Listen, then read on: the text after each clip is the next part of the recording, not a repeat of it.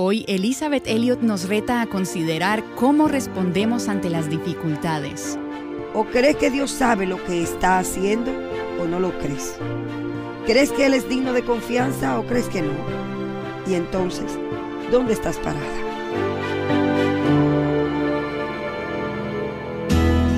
Estás escuchando Aviva Nuestros Corazones con Nancy DeMoss Wolgemuth en la voz de Patricia de Saladín.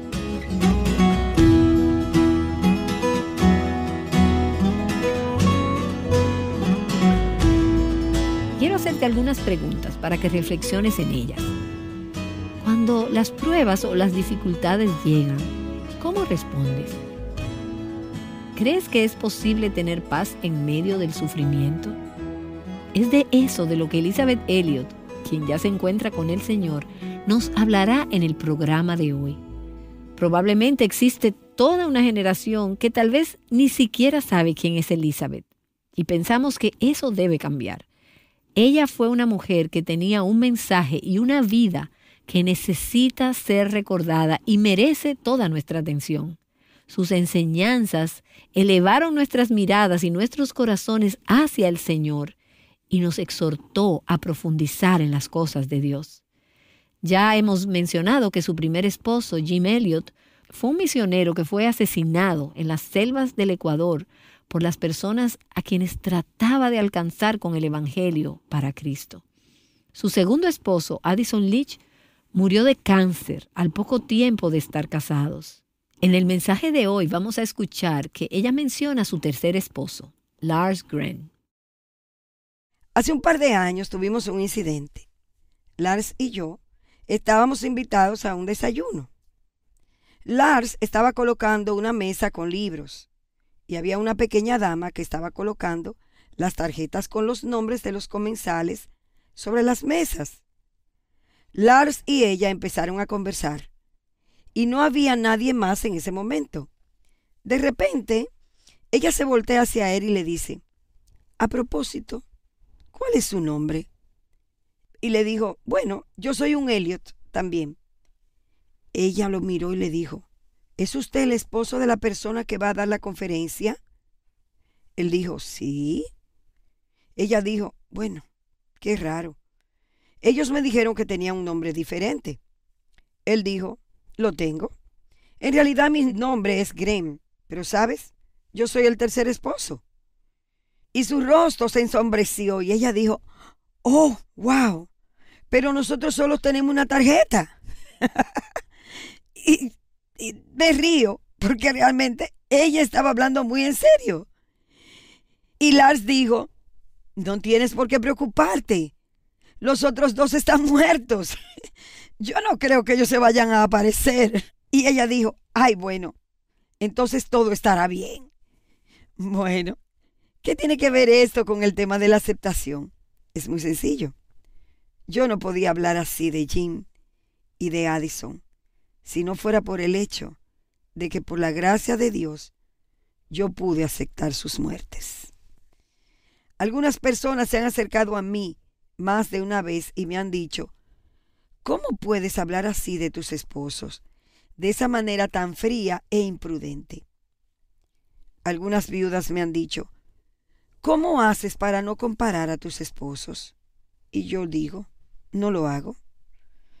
Yo he hecho toda clase de comparaciones entre mis esposos y te puedo asegurar de que yo nunca hubiera aceptado la proposición de matrimonio de Lars si él no fuera comparable de una manera favorable con los otros dos anteriores. Aunque ellos eran dos hombres muy diferentes, por lo menos tenían una cosa en común, y era que yo le gustaba. Pero el hecho es que ellos eran hombres con dones muy diferentes. Una de las cosas que Dios trajo a mi mente cuando yo estaba considerando la propuesta de Lars, antes de darle mi respuesta, es lo que está escrito en el verso 1 de 1 de Corintios capítulo 12. Creo que la aceptación es la clave a la paz en este negocio del sufrimiento. Como he dicho, el punto clave es la cruz de Cristo. Es tanto la mejor cosa como la peor que ha sucedido en la historia humana. Primera de Juan, en el capítulo 4 y verso 10 dice: en esto consiste el amor, no en que nosotros hayamos amado a Dios, sino que Él nos amó a nosotros y envió a su Hijo como propiciación por nuestros pecados. Y cuando hablamos de amor, así como la Biblia lo hace, no estamos hablando de un sentimiento platónico, no estamos hablando de un sentir o de una respuesta emocional. El amor de Dios no es un sentimiento, es un amor determinado e inexorable, el cual desea nada menos que lo mejor para nosotras. Yo pienso que el amor de Dios es un sinónimo de la voluntad de Dios. La gente joven a veces me dice: esperar en la voluntad de Dios da miedo. ¿Cómo podemos dejar nuestras vidas en las manos de Dios si no sabemos lo que Él va a hacer? Bueno, de eso se trata la fe, ¿no es así? Si tú de veras crees que alguien te ama, entonces tú confías en Él. La voluntad de Dios es el amor, y el amor es sufrido. Así conocemos el amor de Dios por nosotros, porque Él estaba dispuesto a venir como hombre y cargar con nuestros pecados, nuestras dolencias, nuestros sufrimientos. El amor siempre está unido intrínsecamente al sacrificio. Todo padre sabe esto. Toda madre sabe esto. Tal vez tú ya sabías esto en teoría, pero cuando el bebé nace, si la madre no sufrió durante los 9 meses de espera, cosa que yo no sufrí, ciertamente llegarán los días cuando ella tenga que sufrir. Y cuando ese bebé nace y termina la labor del parto, nosotras las madres sabemos que es tan solo el comienzo. ¿No es así? Ningún padre o madre puede siquiera imaginarse los cambios que tendrán en sus vidas. No importa lo mucho que ellos hayan leído y lo mucho que ellos han observado, pero la presencia de ese nuevo y pequeño ser en sus vidas cambia todo. Es un sacrificio día tras día, noche tras noche, pero no es algo para que sientas lástima de ti misma. No es algo para quejarse y murmurar, excepto en raras ocasiones, pero es muy real. ¿No es así? Es mi vida por la tuya. Y eso, amigas, es la vida de la cruz. Eso era lo que Jesús estaba demostrando, mi vida por la tuya. Ahora, como ya lo he dicho, probablemente lo diré una y otra vez antes de terminar. El sufrimiento es un misterio. No se explica, sino que se afirma. Todo el cristianismo está rodeado de misterios. Aquellas de ustedes que asisten a iglesias donde usan credos, saben que ustedes están afirmando una serie de declaraciones de fe. Cada una de ellas trata con un misterio. ¿Hay alguien que puede explicar la Trinidad? ¿Hay alguien que puede explicar científicamente el nacimiento virginal? ¿Hay algún especialista en aerodinámica que pueda decirnos algo acerca de la ascensión? Estos son misterios. La creación, la redención, la encarnación, la crucifixión. Estos grandes conceptos de la fe cristiana son misterios. La iglesia es un cuerpo. En la iglesia donde yo asisto, por ejemplo, nosotros decimos el credo, todos juntos en voz alta. Nosotros no estamos explicando nada. Nosotros estamos afirmando. Y de eso se trata el cristianismo. Dios es Dios.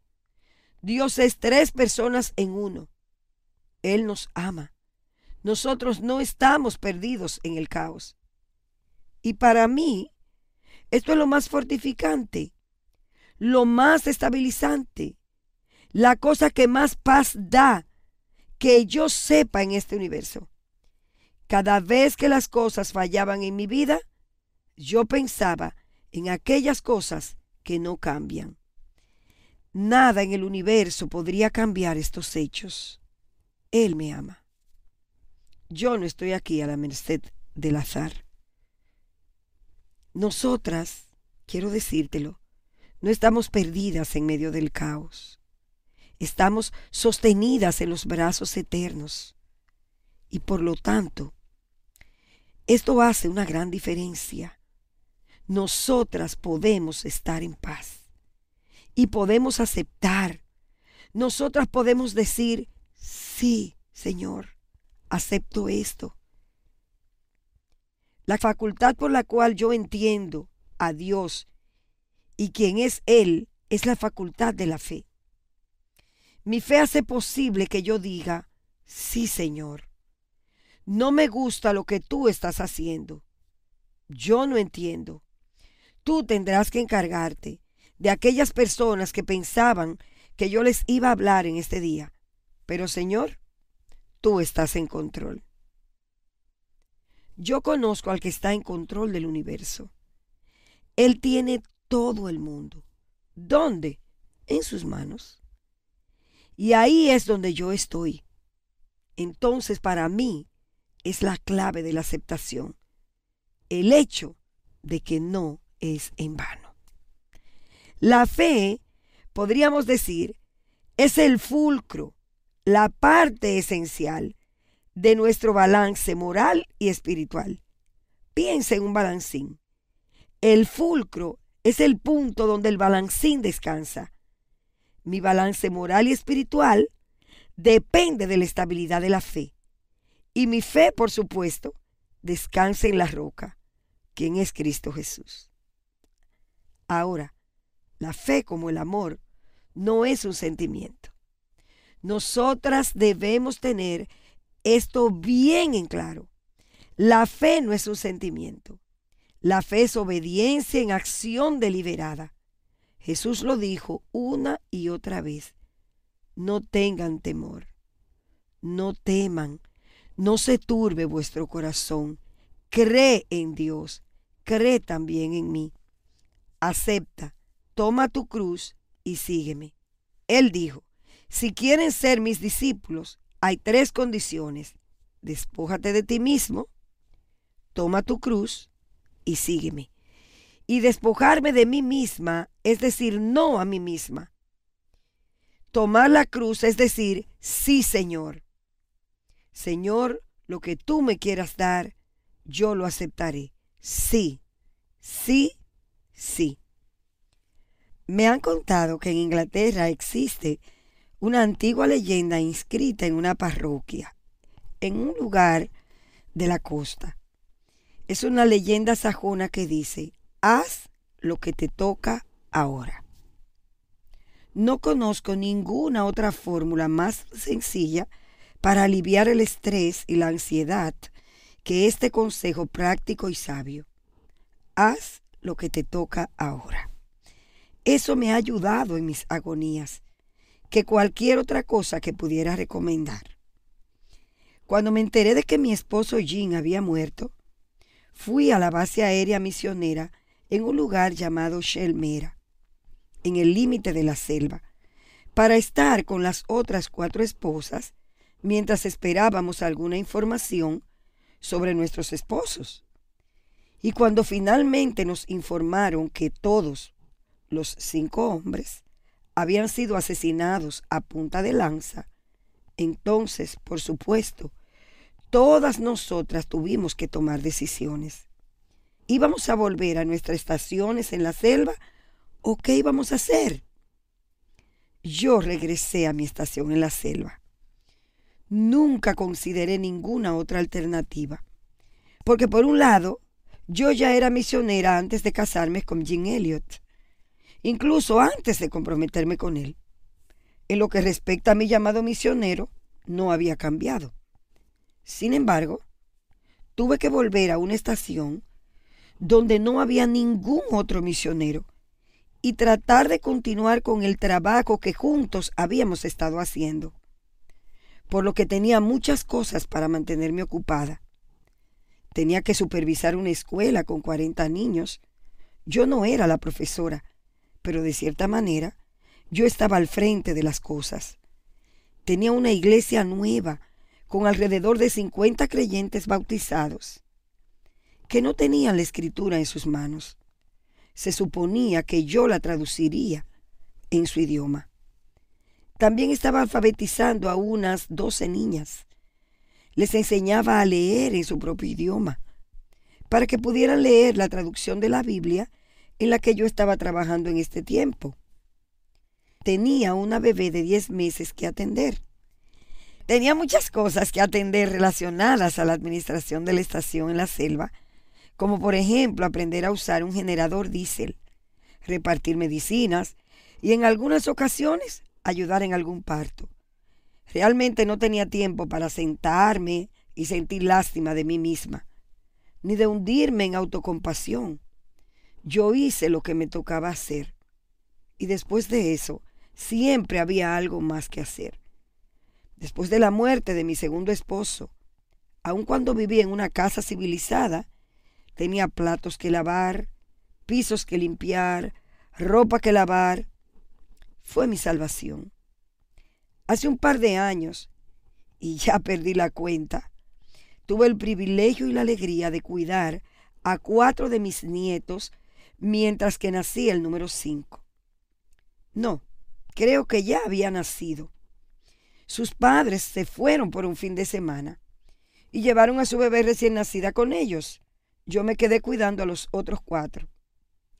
Esa fue la única vez que tuve la oportunidad de hacerlo. Mis nietos viven en el sur de California y yo vivo en el noroeste. Así que yo soy una de las abuelas solitarias, no de las exhaustas.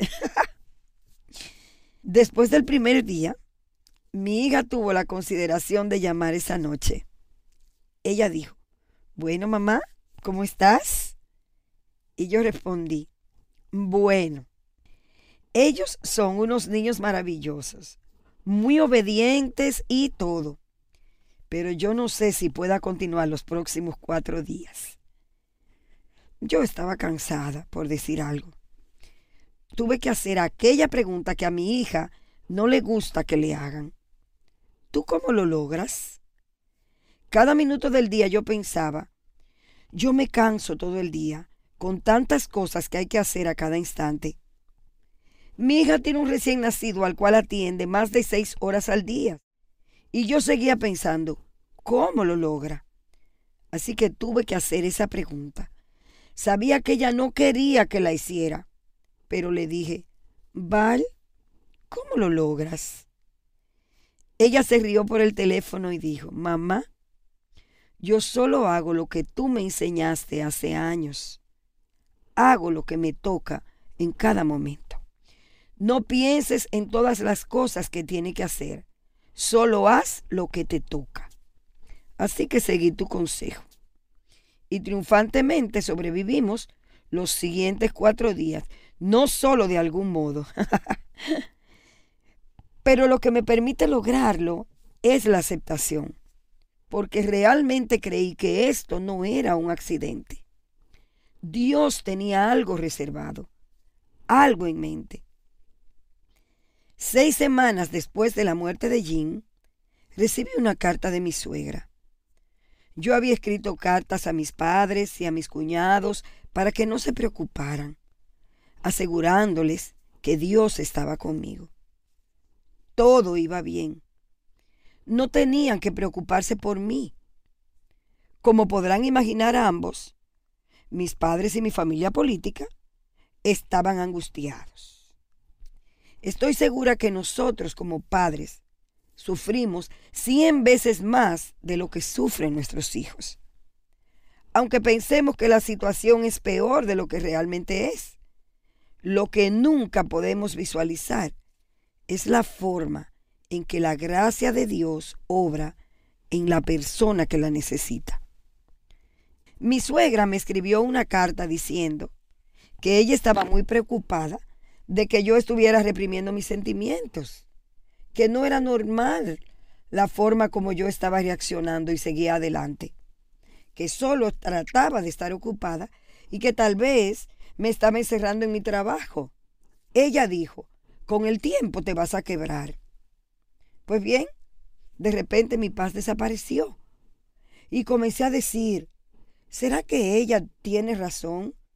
¿Será que no existe tal cosa como la paz que sobrepasa todo entendimiento? ¿Puede Dios realmente cumplir su palabra? Seguí regresando una y otra vez a las promesas de Dios, a las promesas que Dios me había dado. Tuve que escribirlas en mi diario cada día. Dios me daba promesas que me ayudaron a seguir adelante. Jesucristo es el mismo ayer, hoy y siempre. Jean murió ayer, pero el mismo Señor estaba conmigo hoy y no necesitaba preocuparme por los próximos 50 años, la cual es una tentación que se tiene cuando alguien ha perdido un ser querido. Uno piensa, bueno, yo puedo sobrevivir la cena de esta noche, pero no estoy segura de mañana o la siguiente semana, sin mencionar los próximos 50 años. Y en el mismo correo donde recibí la carta perturbadora de mi suegra, estaba este poema de Amy Carmichael, en una carta general sobre su misión. Cuando los vientos tormentosos en contra nuestra estabilizan y refuerzan nuestra voluntad, oh, escúchanos por amor a tu propio nombre. Manténnos fuertes y en quietud, así como se mantienen las fieles montañas a través de los lagos y silenciosos años de presión. Así esperaremos a tu diestra en quietud y firmeza. Bueno, eso suena bastante valiente y fuerte, ¿no es así? Pero escucha el último verso. Pero esta fuerza, no de nosotros, oh Señor, ni de nosotros esta constancia. Nuestra confianza es tu palabra eterna y nuestra seguridad, tu presencia. Esta verdad vital se apoderó de mi mente y de mi corazón, que Dios en realidad mantenía su palabra de que Él estaba ahí. Uno de los versículos que Dios me ha dado antes de ir al Ecuador está en Isaías 57. Y dice así: el Señor Dios me ayuda, por eso no soy humillado. Por eso he puesto mi rostro como pedernal y sé que no seré avergonzado. Como todas nosotras, me vi tentada a decir, bueno, Señor, tú prometiste ayudarme, pero tienes una forma poco extraña de hacer las cosas. No creo que esta sea la manera de ayudar a una de tus siervas, que trata de ser obediente y fiel. ¿Y qué dice Dios de un argumento como ese? Lo mismo que Él siempre dice: confía en mí. Algún día tú verás que eso tiene un propósito. Tu sufrimiento no es en vano. Ahora, mi esposo Jim era un buen carpintero. Él construyó una casa sumamente buena en la selva. Una casa decente con un piso de cemento, paredes de madera, un techo de aluminio. También construyó un ingenioso sistema de recolección de agua de lluvia en el techo de aluminio, con una tubería que llegaba a la casa para que pudiéramos tener un inodoro, una ducha, un lavamanos. Él se dispuso a llenar la casa con muebles muy útiles, pero no bellos. Pero si había algo que él no podía tolerar cuando Jim estaba haciendo un mueble, era que yo me pusiera a mirar por encima de su hombro. Yo le preguntaba, ¿qué es esto? ¿Qué vas a hacer con esa herramienta? ¿Por qué lo haces de esa manera? ¿Y cómo vas a lograr unir eso?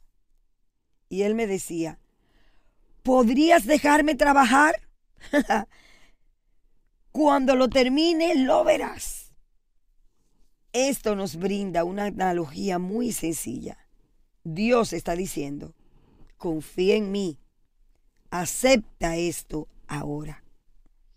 ¿Qué opciones tiene de que se vuelvan a presentar esas alternativas? ¿O crees que Dios sabe lo que está haciendo o no lo crees? ¿O crees que Él es digno de confianza o no lo crees? Y entonces, ¿dónde te encuentras? Te encuentras bajo el control del caos, no del cosmos. Caos es la palabra griega para desorden. Cosmos es la palabra para orden. O vivimos en un universo ordenado, o nosotros tratamos, como esa pobre dama que ayer se sentó al lado mío en el avión, de crear nuestra propia realidad. ¿Puedes imaginar una situación más desesperante que la de crear nuestra propia realidad? La aceptación es un acto voluntario y deliberado. Dios me estaba dando algo que hacer. Lo que me tocaba hacer era decir, sí, Señor, lo acepto. Y esta es la clave para la paz.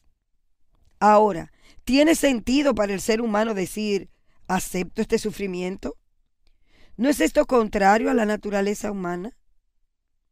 Quiero dejar algo muy claro aquí, porque cada palabra que yo diga puede ser distorsionada, torcida y mal interpretada. Haré mi mejor esfuerzo posible para que quede claro a qué me refiero con la palabra aceptar. No estoy hablando de cosas que puedan cambiar o deberían cambiarse. Hay algunas cosas que se pueden cambiar, pero no deben ser cambiadas. Por ejemplo, un joven muy querido que conozco decidió deshacerse de su esposa y de sus 2 hijos cuando el segundo niño tenía una sola semana de nacido. Él siguió adelante en contra de todo consejo. Un par de años más tarde le pregunté, ¿por qué? Y él dijo, las cosas no estaban funcionando. Yo he escuchado esto en otros lados. Todas lo hemos escuchado, ¿no es así? Sabemos que esto sucede en todos lados. Había una situación la cual pensó que debía cambiar. Y consejeros supuestamente cristianos le dijeron que eso era lo que debía hacer. Tienes que dejarla, porque este es un caso de incompatibilidad. Así que yo le dije que hay cosas que se pueden cambiar, pero que no se deben cambiar. Podría ser un ejemplo. Hay muchas cosas que no se pueden cambiar. Hay cosas que no se deben cambiar. Así que yo quiero que quede bien claro que yo no estoy diciendo acepta todo, resígnate y cuando vengan dificultades no haga nada al respecto. Eso no es mi propósito en esta charla.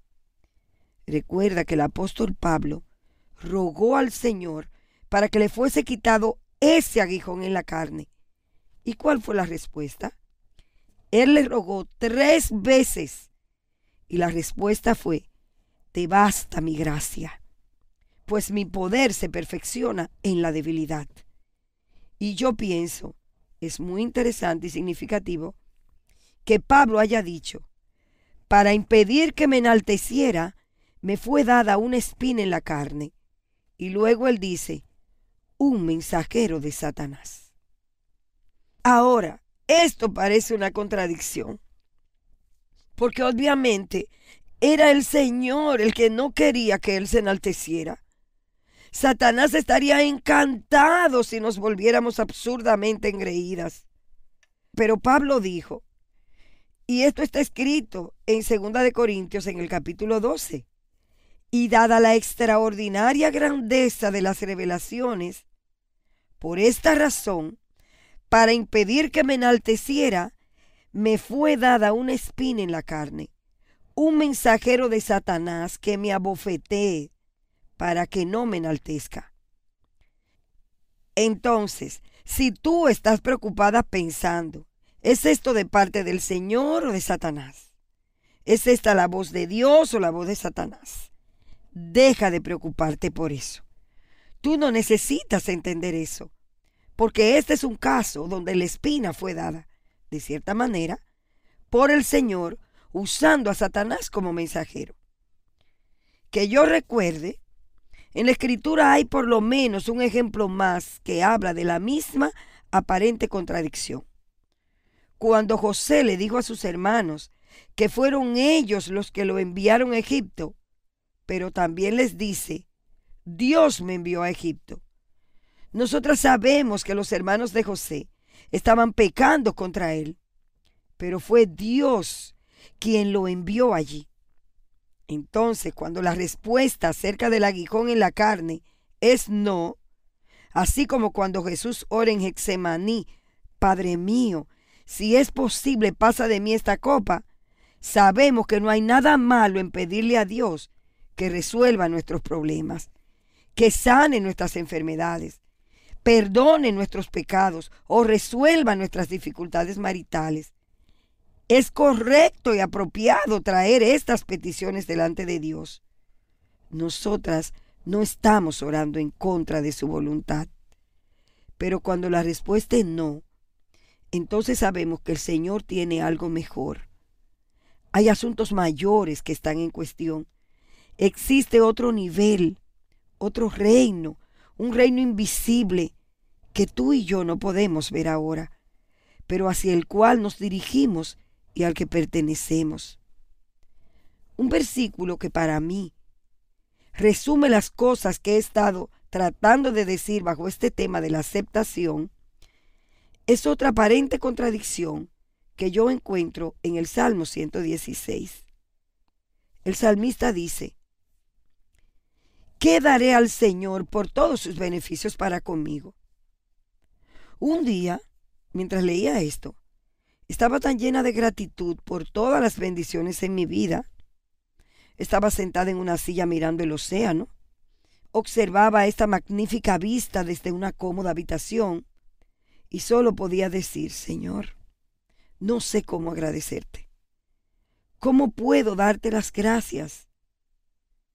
Abrí mi Biblia en este versículo, donde el salmista dice: ¿qué daré al Señor por todos sus beneficios para conmigo? Y la respuesta es: alzaré la copa de la salvación. Ahora, ¿qué hay en la copa de la salvación de Dios? Obviamente, el salmista en los tiempos del Antiguo Testamento no estaba pensando en la salvación, de la misma manera limitada como nosotras algunas veces lo hacemos. Pero cualquiera que sea la copa que el Señor me esté ofreciendo, ya sea de dolor, sufrimiento, tribulación o también muchas alegrías, yo estaré dispuesta a aceptarlas porque yo confío en Él, porque sé que el Señor quiere lo mejor para mí. Yo recibiré esto en su nombre. Y permíteme darte 2 líneas más de poesía del poeta George Herbert, o tal vez John Donne, no lo recuerdo. Necesito la tormenta, oh mi Dios. La música no me servirá. A veces necesito el dolor porque Dios tiene en mente algo mejor. Tiene un propósito. Y entonces digo: Señor, en el nombre de Jesús, por tu gracia, yo lo acepto. Elizabeth Elliot capturó la esencia de esa actitud de aceptación y rendición con esta frase: sí, Señor. Y si yo pudiera resumir el deseo de mi corazón en solo 2 palabras, esas 2 palabras serían: sí, Señor. La enseñanza que has estado escuchando esta semana es parte de la serie titulada El sufrimiento no es en vano. ¿Puedes pensar en algo realmente difícil que esté sucediendo en tu vida en este momento? Creo que todas podemos y también podríamos estar pasando por algo que Nancy llama dificultad dentro de una dificultad. Ante las pruebas, nuestra reacción natural es murmurar y quejarnos. Mañana Elizabeth Elliot regresará para mostrarnos la importancia de responder con gratitud, aunque no sea nuestra respuesta natural. Confiando en Dios, juntas, Aviva Nuestros Corazones es un ministerio de alcance de Revive Our Hearts. La lectura para hoy en el reto Mujer Verdadera 365 es el libro de Habacuc.